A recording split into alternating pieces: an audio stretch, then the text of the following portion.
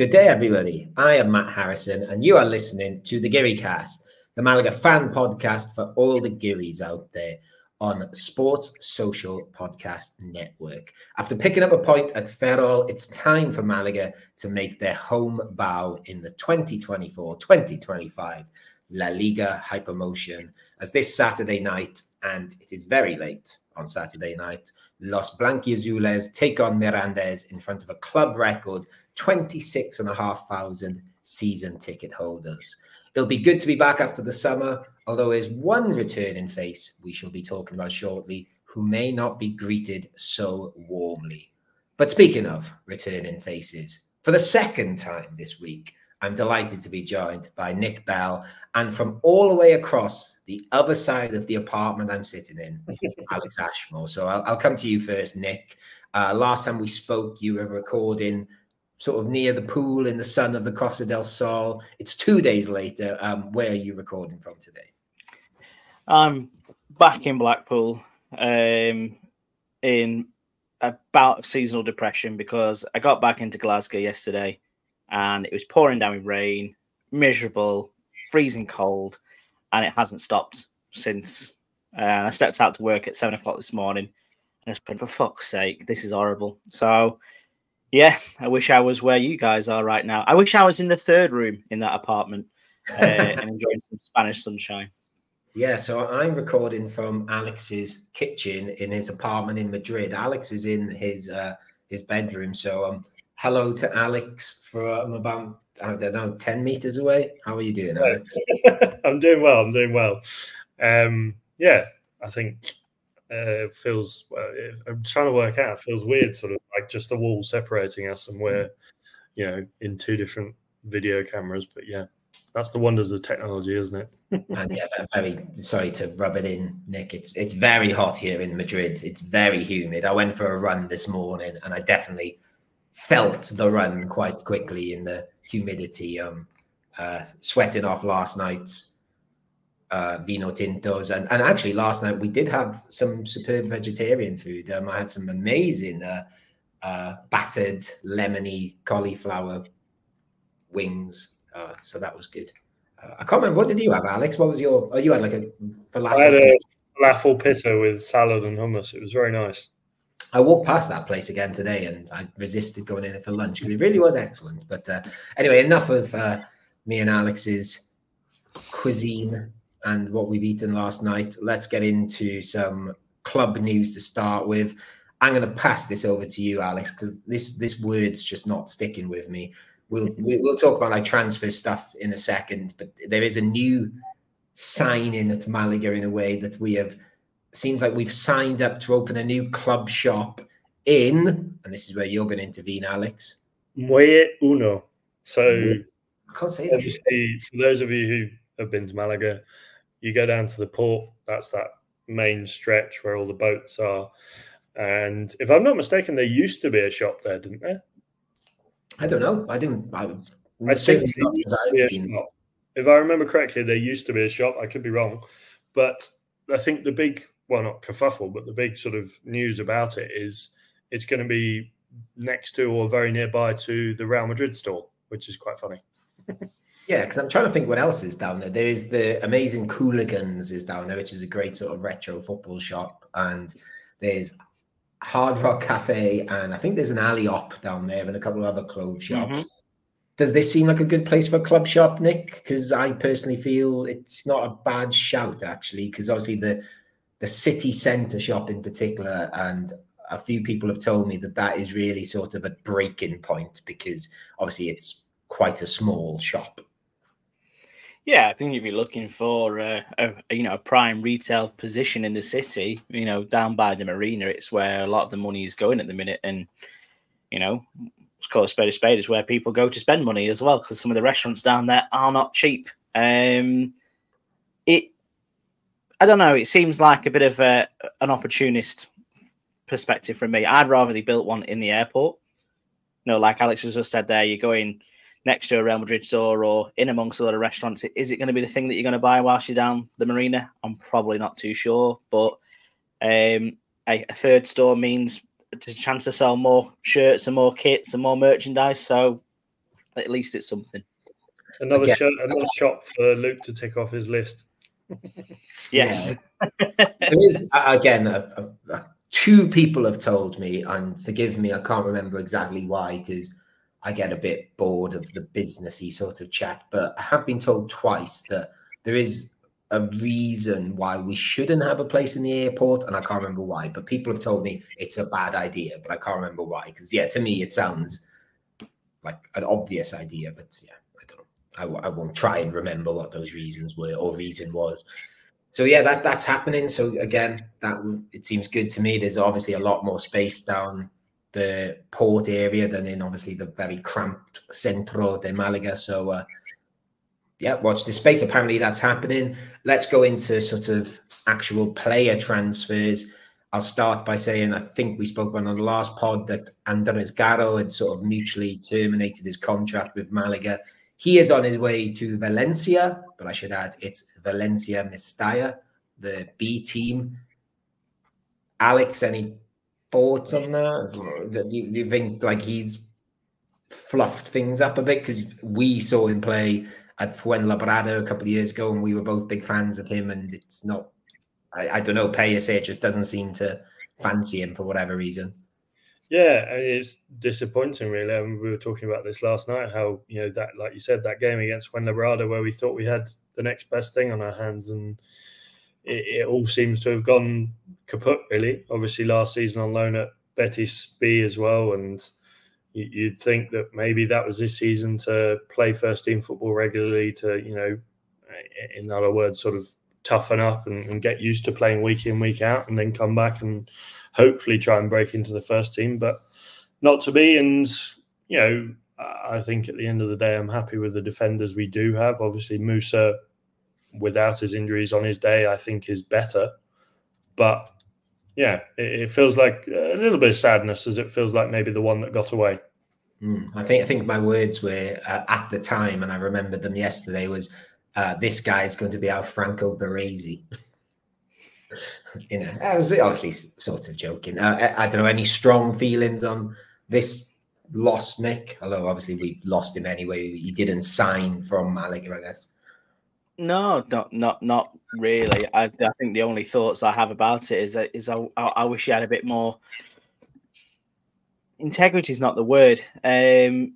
Strive, determination, because obviously he went on loan to Real Betis Bay last season, which, comes with a bit of safety. We know how we feel about Bay teams. They obviously got promoted with him last season as well into Primera. So I'd like to have seen him maybe take a bit of a punt on one of the various different Andalusian clubs or Valencian clubs that are played at that level. I think he's played it safe again by going to another B team back in the Segunda Federación. So I think, I know he's only 20, still maybe a bit of a kid, but if you're willing to move away from home to be in a different B team, take on a challenge, try and cement yourself in a Primera side, maybe. Well, that's just my opinion. Do you know who their manager is, by the way? It's quite a cool one. I do not know. And again, Alex is probably going to say, who's this? Because he's probably too young, but it is Miguel Angel Angulo, who is a bit of a Valencia legend from the sort of Rafa Benitez era. Do you know who he is, Alex? I'm going to say I don't know who that is.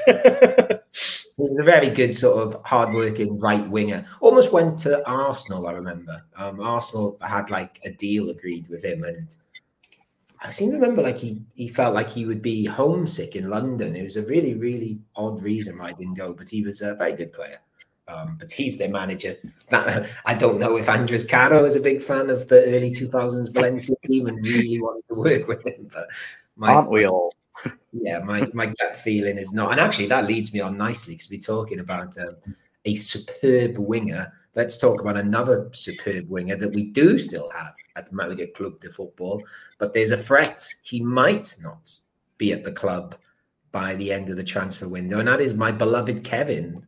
It's been confirmed by people within the club this week. I think Sergio Perez confirmed that Granada have made an €800,000 bid for Kevin, which was turned down.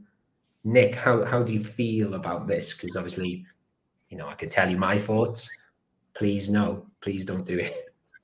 I think it's the right move, not just for Malaga, but also for Kevin as well. I think he's, as we said on the review show early this week, seems to be maturing as a player, getting stronger as a player, and really needs a good season to cement himself. I think going to Granada, who have got a plethora of players who can play in that position, he'd be jeopardising himself. Don't get me wrong, there's the other side of things where you can say, well, maybe he's going to a more established club at this time, bit of a safer net, better trading facilities, whatever it may be. But I don't think it'd be a good move for him. And as we've seen, as we'll talk about coming soon, the grass isn't always greener. And we need Kevin this season. We need Kevin to play a part because, again, we wouldn't be able to replace him. Yeah, I guess it is one position we do have a lot, a few options in, but also like Sergio Pellicer, I think has been good in his press conference this week and said, like, I think his first words were when he was asked about this, he said he's staying out of it, but he's a player we count on, and I think he's really going to throw Kevin in there this season and give him a good chance. And yeah, I totally agree. It's bold by the club as well. Like, he's out of contract at the end of the season, isn't he? So, he's only got 12 months or thereabouts left to go. 800 grand is a lot of money for a player with potential still. There's no finished article with Kevin. So, it's a bold move for Quique Perez and co to turn that down. So I hope that it doesn't turn sour. I hope that there is no pushing from Kevin's perspective to make that move, because we do know it can happen. Yes. So yeah, we'll have to just what happens to Antonin, Kevin, your mate Antonin. His career has never really recovered from moving to Granada. Admittedly, Granada were in the top league, I think, when he went there. We should say as well that just to give another Gary Cass perspective here, that Chris Marquez isn't here today, but in our WhatsApp group, he said he'd drive Kevin to Granada for 800,000, which I know football fans say for like impact, and I thought, well, actually, it's only down the road. It's not a lot of effort. So Chris is happy to take the 800,000. What about you, Alex? How do you feel about the prospect of a Kevin sale? I think there's two sides to this coin. I think the 800,000 for the club would be good. I do also think if we were going to accept a bid, we should try and hold out for a bit more. 1.2. I feel like if Granada are bold enough to put in 800,000, I feel like they might be willing to put in near to $1 million. So I think it's probably the right decision at the time, because if we sell him. Yes, we've got players that could come in and play in that position, but I do feel like you've both said, this could be his year to really shine, to get that run of games in, to really cement himself as a good Segunda player, because he's had little spells, but he's never really had a season where we've looked back at the end of the season and we on court. That was fantastic from start to finish. He's had moments and spells throughout the season where I think he's done really well, but he's always maybe lacked a little bit for a while and not quite shone where he perhaps could have. So, I think also, like you said, with Antonin, a move to Granada might not be the best thing, because, he's not going to get first team minutes there, I don't think, as much as he would at Malaga. He's competing with some really top players. And, I could see very much a similar situation to the likes of Antonin if Kevin were to go to Granada. Yeah, I should add as well that I mentioned Pellicer. Quique Perez has done an interview this week, and in that interview, he did say our plan doesn't involve any more new signings or exits. Apart from he sort of added the sort of caveat with what's going on with Juan Hernandez, and obviously we're still trying to get rid of him. Of course, my love of Kevin comes from his debut, which was against Mirandes, where he was spectacular out on the left wing. A guy that could have threatened Kevin's place in the Primera Federación starting 11 for Malaga last season. Alex Calvo, he left us to go to Andorra. He had a season in Segunda of Andorra. He has left Andorra and he has signed for Mirandes, who we are playing this coming weekend. Nick Bell, what are your thoughts on this signing in general? the big red flag for me would be, why are we not in that hunt for him? You know, we've been linked with players all summer, former players, whether it's Lago Jr., Yanis Ramani, players who can play that position where Alex Calvo is quite comfortable. If there was any notion that he was available for loan from Andorra, why weren't we in the conversation? Because, you know, I'll admit it, I was a bit gutted when he decided to cut loose and, you know, move up to Andorra to play Segunda football, because I thought if he stayed with us in Primera Federación under Pellicer, playing in that youthful side, he would have absolutely thrived and could have been a real key player for us last season. Do you think he regrets it? I think he will definitely regret it. But again, it's one of those ones we're saying, young lad moving to a very strange place as well. Let's not forget, I'm not saying Mirandes is any more of a metropolitan area, but it's maybe a bit more metropolitan than Andorra. But you know, it was a weird move at the time, but obviously for good money. So, you know, in hindsight, looks like a bit of a good deal. But again, I've got a question: if he was being touted out by his agent for loan, we should have been at the front of that queue and brought him home, essentially. I'm going to hold my hands up here and admit I didn't realize it was a loan deal. I thought he'd actually signed for them. I missed that detail, but yeah, I agree. You know, especially if potentially we might lose a left winger, he would have been the perfect replacement for that left winger, I think. Although, again, I can't, you know, I must confess, I did not watch much of FC Andorra last season. I got the impression that he didn't really play that much or great, but he played 31 games, scored once, and got 3 assists. So for a player of perhaps the quality that we saw towards the end of that season with Malaga, quite an underwhelming season. Yeah, you know, obviously it's not all about the stats, but when you're a forward going, you know, into a new club, you'd hope to at least, you know, get to double figures with goals and assists, perhaps, you know, in terms of goal involvement. So I think quite underwhelming, but I think I fully agree with Nick. I think, you know, if he'd have stayed at Malaga, you know, done really well with us in Primera, you know, built up a consistent level of performance with Malaga, got used to playing with these players. I know squads changed in the summer, but then coming into Segunda this year, he could have been much more well suited to kick off from the offset, really, to have a really good season in Segunda. But, you know, I think, you know, obviously Mirandes need the players. They're quite short at the moment. But I think, to be honest, if we were offered the opportunity to sign him back, I would have said no if I was in the decision-making department. Really? Yeah. Interesting. Yeah, I'm not fully sold on it, to be honest with you, but I think, I guess, I think you guys, I feel like Nick might have been at one of the games. I don't know. I can't remember. I always forget who comes to what games.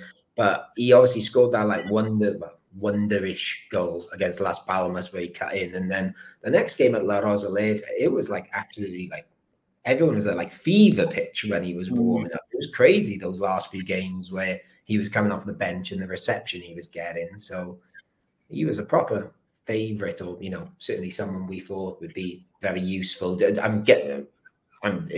guys can chip in here. I'm guessing he's going to get a pretty bad reaction on Saturday. I can't see anyone clapping him onto the pitch like some other past players that have turned up. I think he'll probably get booed. I think he to be honest, I don't think he'll get much of it. There will be a reaction, but I don't think it'll be as bad as, say, like Antiveros coming back to Rosaleda. No, it won't be like that. No. I think for him, and trying to put on my Alex Calvo glasses now, this isn't probably a bad move. This is a young lad who's now got 2 relegations on his CV. His confidence has probably taken a massive hit for going to sort of like being the reception he was getting at La Rosaleda to 20-odd thousand fans, to playing in front of, you know, 8 people in Andorra and being booed every week because they weren't performing well. It must take a hit. Mirandes is an interesting one because obviously they're noted to struggle this season. You know, they haven't got a full squad just yet. They're managing to turn out a result last weekend. But Mirandes is a club known for being able to harness a lot of young talent and platform them and turn them into good football players. So he's going to be able to go in there and play a big part of their season, which will do wonders for him. So, you know, I think it's a smart move from his perspective. I just, wish that, again, for me, if if he can play anywhere behind that striker role, behind a Rocco or behind a Dione, whether it's on a wing or on a 10, he would have been a great option for us, just purely for his versatility and his energy. Yeah, so obviously Alex Calvo is a player we know a bit about. We didn't see him play that much for Malaga, but we know what he's about.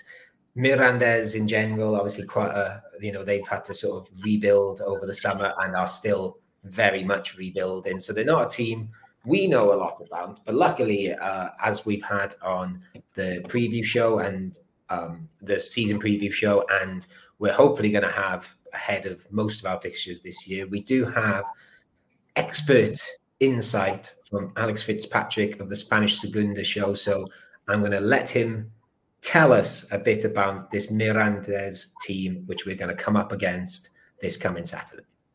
Malaga opened their home campaign with a game against Mirandes in La Rosaleda this weekend, and you might have thought that it was a pretty good time for them to be facing Mirandes. They only survived on the final day of the season last year, and over the summer have really struggled to recruit players. A couple of weeks ago, just a few days before the season began, they had only around 13 professional footballers and were subsidising the rest of the squad with youth team players. But in their first game of the season, they won. They played another one of the new boys, Cordoba, and beat them by 1-0, surprisingly.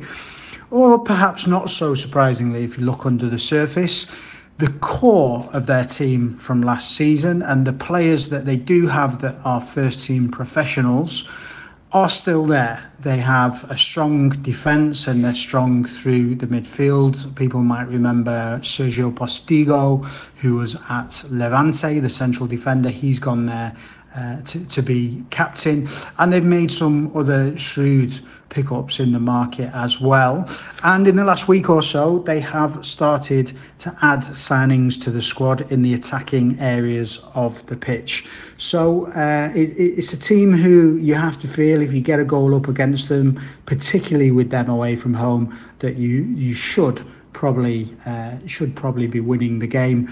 But a good chance for Malaga to pick up all 3 points after their encouraging 2-2 draw last weekend against Racing Club de Ferrol. For more on Malaga and of course on the other 21 teams in the Segunda Division, pop across and give us a listen on the Spanish Segunda show. Great stuff, Alex, and obviously I definitely go and do that if you want to find out more about this division we're in, especially as, of course, it's a new division for us after our year being elsewhere. Alex, as in Alex Ashmore, what did you think of what your namesake had to say there about Mirandes? Yeah, I mean, obviously not the best season last year. You know, as he said, staying up on the final day, they, I think, 4 points above the drop in the end. And, you know, we'd all, I think we've mentioned this before in terms of how well skeleton their squad was in terms of, you know, players. I think when Nick, Luke and I did the season preview show, they had 12 players to their name. Obviously they've brought in players since then, but for me, I mean, looking at that first result, you know, they had 31% of the possession against Cordoba at home, which, you know, kind of feels like, you know, when you're at home, 31% possession is quite unusual for me, really.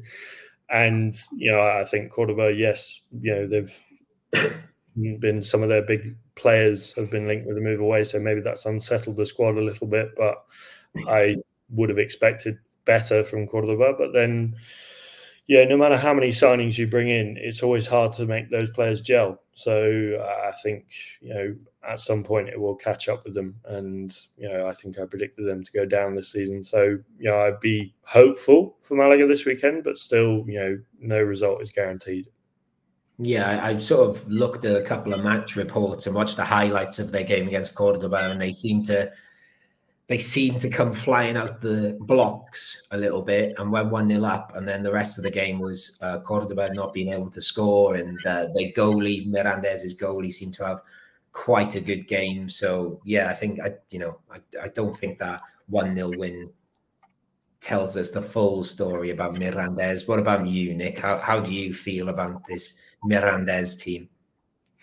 I completely agree with Alex. I tipped them to go down as well, and still probably do. You know, you look at their activity so far this summer, and they've not been at it straight away, you know, but their model isn't to go out and buy players. They usually go out and scoop up some good free signings first and foremost, and then they dip themselves into the loan market. And for years and years and years, they've managed to somehow remain in Segunda with a mismatch of talents on loan from La Liga side. So, for example, they've just signed Roca from Girona, Panichelli from Alaves, I think that was, Pareda from Alaves, Rincon from Athletic Club. So, you know, and the clubs, don't they? They do seem to dig into their youth systems or younger or not as much used players. Yeah, and usually we can see it working. You know, usually you spot a couple of the players, like I think they had Raquelme, who is now thriving quite well with Atleti at the minute a couple of seasons ago, and they usually find those gems. With this squad, I'm not really seeing the same kind of players, if that makes sense. I'm not really seeing the big talents. You know what I mean? If you was to say to me if they was to sign Carlos Puga before we got them, it wouldn't surprise me if he went to Mirandes from Athletic B. So I think this might be the season that they really run out of steam and the luck ends. And I'd watched their highlights against Cordoba, and I think Cordoba are quite unlucky, to be honest. I think it was just a matter of, you know, it just wouldn't go in for them. Yeah. Should say as well, like, I know we sort of said this quite a lot last year, that like when we played teams like, I don't know, Linares and maybe San Luqueño, that we sort of, you know, we were a little bit patronizing, and we said like, oh, I haven't really heard of these teams before. We were in the same league as them, but like before I moved to Spain, I'd never really heard of Mirandes. And like I was looking sort of today at their like sort of history, and like they've been in the Segunda 6 years now in a row, and they've been in Segunda 10 of the last 12 years. It's a crazy success story. Like especially when you see like the town of what's it called, Miranda de Ebro. It's not a big place. So I think every year they put up with this chat, don't they? They're like, oh, this is the year when the wheels are going to come off, and they always seem to do it. I know last year they finished 18th, and so obviously they were very close to going down last year. The only other thing I've got in my notes here is their manager is very handsome. the Italian guy, Italians are handsome.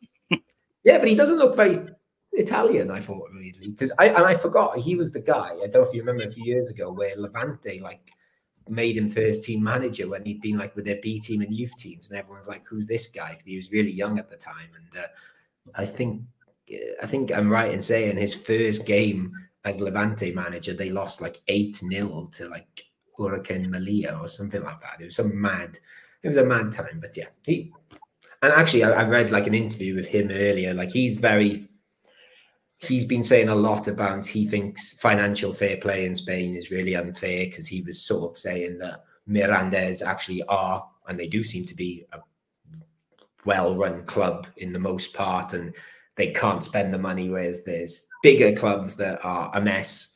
I sort of felt like he might be leaning towards the Barcelonas of Spain there, and they can do what they want, basically. But yeah, like you said, it's a hard one to.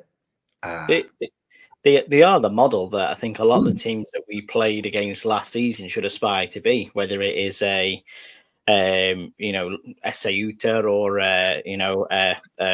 Recreativo Huelva. Maybe that one's a bit of a bridge too far, but you know, they can showcase that you can, or an Alcorcon, you can thrive in Segunda without having to splash the cash and break the bank. You know, they are very measured with what they do. They explore the market well, and they've had some absolute worldy players come through on loan at a young age who have now gone on to have very successful careers in La Liga, and they'll thank Mirandes for that. But it's just one of them, like, how long can that last? And if you're talking that now they're into their 6th season in Segunda, applying this model, it's got to go bust at some point. Otherwise, everyone would do it. Yeah. Otherwise, we just have loads of B teams in there, or get rid of B teams and send them to Mirandes. It was obviously they were so inspirational. I'm guessing, I'm trying to work out the years, 2020, 2021, when they got to, I can't remember, it was the quarters of the Copa del Rey, and they were doing well in the league. Might even be the semis, I always forget. But obviously that was Jose Alberto Lopez, and they had that brilliant season, so much so we stole their manager and didn't take advantage of that manager as much as we should have, maybe. But yeah, but again, it's a club that doesn't pick up just alone players as well. And the goal scorer from Saturday, Matt, I'm sure you'll enjoy this. He was previously at Ceuta in a weekend where we saw another former Ceuta player go on and score for Getafe against Athletic Club. So it is good that they give those opportunities to players that aren't necessarily, we're in a market where we're trying to buy players from La Liga and things like that. But I say let's buy more players from Primera. Yeah, we certainly saw some gems last year, but obviously let's perhaps switch towards our beloved Malaga. Alex, how important do you think it is to kickstart this home campaign with an opening win at La Rosaleda? Because of course, there is going to be this huge crowd there as well. Yeah, I think to not only as always, you always want to win, but I think when you look at how the season starts, I think if you get a momentum going at the beginning of the season and you start well, it takes the pressure off you as the season goes on. If you're struggling from the beginning, you're always playing catch up, and especially like you said, with a bumper crowd, hopefully it should be a sellout. And yeah, I think with those things in mind, we should be looking to make the most of this and get 3 points. Also, when you look at the fixtures coming up afterwards, we've got Albacete, who had a good result against Granada on the opening day. Cordoba is obviously an Andalusian derby. Granada, Elche, Deportivo La Coruña, Cádiz, Real Oviedo, Tenerife, Eibar, Levante. So it's tough fixtures coming up. So if we go into those, I'm not saying it's the end of the world if we go into those with an extra point or just 1 point from the opening draw, it feels like we'd be a lot better off going into those tough fixtures with 4 points on the board. Yeah, I guess it's going to be a little bit different for us this year at home, because obviously we had a good record throughout the whole league last year. We finished third. We did well, didn't we?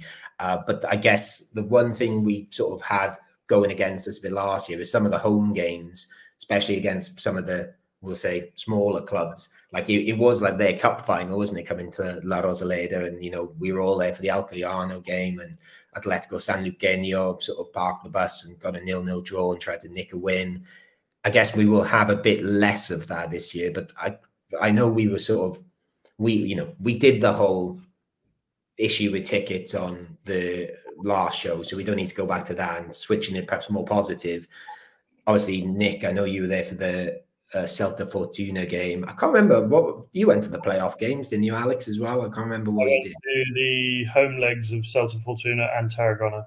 Okay, but obviously, those two games, we won 2-1, and obviously they, crucially, eventually, but there were fine margins there, and you were there for those playoff games.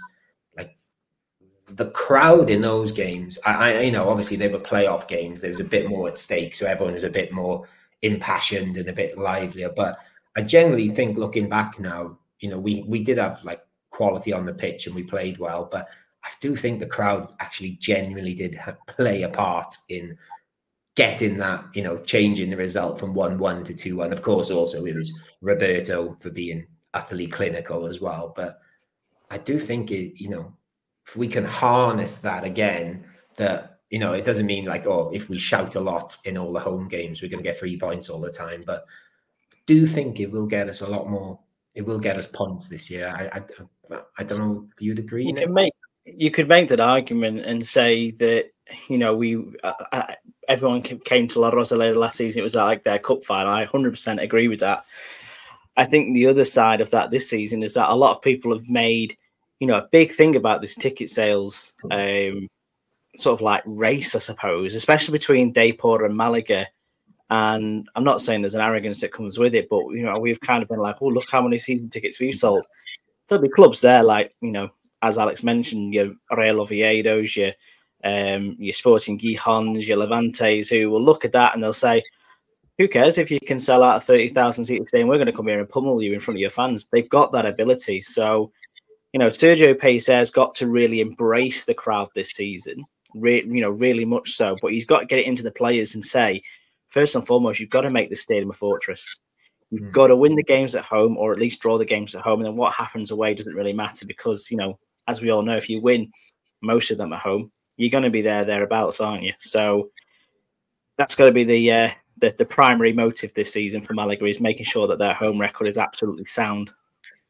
Yeah, and like you mentioned Sergio Pellicer there, he was quite interested in his press conference this week that he said that he wants to make us más vistoso, more attractive. Oh, I don't even think he said he wants to. He said we are going to be more attractive, which, is not a very Pellicerian thing to say. So it'll be interesting to see what he does without starting lineup there and who he puts in. So obviously we talked about the lineup when we played at Racing Ferrol, Alex, and I think the three of us were in agreement. We were pretty happy with it. The Juanpe thing was a bit of a sort of not shocked us, but it was a little bit of a surprise, and we worked out great in the end. Is there anything you would particularly change from the first game of the season? I don't think too much. I think it's always risky going into a game changing a lot when perhaps it didn't go terribly wrong. It's a draw opening day. That's a positive result. I think, there are maybe one or two players that I would like to see from the start. We talked about possibly Antonito, as you said. He's had his moments. Perhaps now is the time for him to go on and claim that starting spot. But to be honest, if I was being sensible, I'd start with a very similar, if not the same lineup, because, I feel like we didn't dominate the game against Ferrol, but we played well in parts. There were lots of positives, as Pellicer said. So to change a lot of that from the opening day, I think it would send a message to the players that, I don't have the confidence in you after that opening day. So I think, keep it fairly similar if I was Sergio Pellicer going into this weekend. Yeah, the only sort of, and again, I might have been swayed by an interview I read this week, and I think Nick might have mentioned this on the review show about perhaps the surprise that Leite didn't start. And I don't know if you saw his interview with El Desmarque this week, and I was just like, oh my God, this guy's incredible. Like, just the way he was talking, he just seems really cool. Like, he's ultra confident, and like, yeah, he's like, actually, I think he did one in El Desmarque, and Alex Pastor did an interview in Malaga, and it's all, you could argue like it's just sort of sound, and they're obviously going to say nice things about the club, but bloody hell did they say nice things about the club. They talked about like there's no cliques, or there's no separate groups. They were, how welcome they were. But Leite, yeah, he's a very confident guy. He was just saying, yeah, I know my qualities, I will be good this season. And he was comparing us to Real Sociedad, where obviously he'd been, and he was saying like the focus on youth and how much he loved it, but he just seemed like ultra enthusiastic about the club and the players we've got. Although actually it did make me laugh. I think at the end of the interview they did like a bit where they just asked some like fun questions, and they did say, "Who's the best player you've played with?" And he went, "David Silva." And I was like, "Oh yeah." That's a good ad. And then I think he sort added Martin Odegaard was quite good too. But yeah, so he's the one I would consider. I think you might have suggested, Nick, and for maybe bringing him in for like Aaron Ochoa, Maloney, and perhaps put in La Rubia centre. I don't know. Do you have any other thoughts on the starting 11? I think after that first game, I agree. I'd definitely go with Leite to start. I think him and Kevin, they've got the potential to run a bit wild this season. If you can go direct and cut in onto your preferred foot and score some more worldies, more the better for that one, please.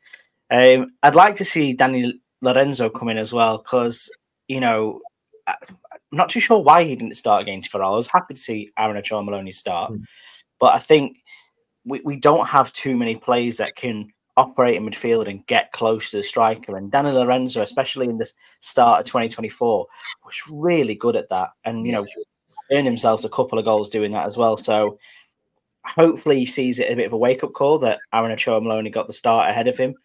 Hopefully he can come back in and claim that place, because I think, again, if we can get him ticking and get him up to form, he could be one of our best players this season. I think it's a good season for him to be involved in.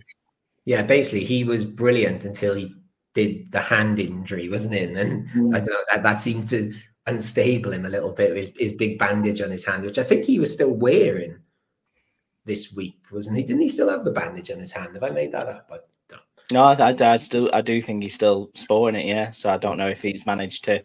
I don't know what's required of it for it not to be, or whether it's just like a Jamie Vardy look that he's sporting. Like Daniel Lorenzo is a secret Vardy fan. I don't know.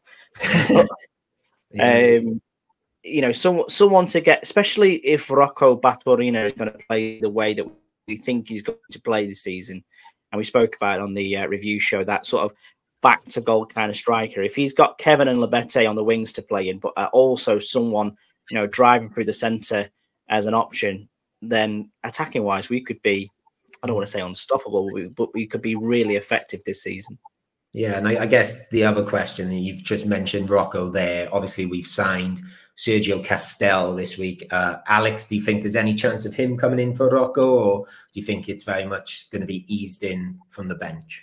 Yeah, I think eased in from the bench. To be honest, I think I'd like to see more of Rocco. I think, you know, he's, of the signings, probably the one I'm most excited about, perhaps. And, you know, I look at the other players on the bench. Yeah, I think easing them in is the right way to do it, and especially with Sergio Castelli. I think, you know, he's coming into a new team.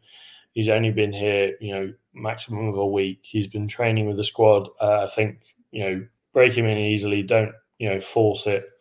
And I think, you know, in terms of, you know, other players that potentially could come in, you know, I know Luis Mi's been back in training, but he's only got a slight chance of starting or taking part against Mirandes. And then Haitham and Ramon seem to be progressing really well, which is positive. You know, obviously don't know when they'll be back, but the sooner the better.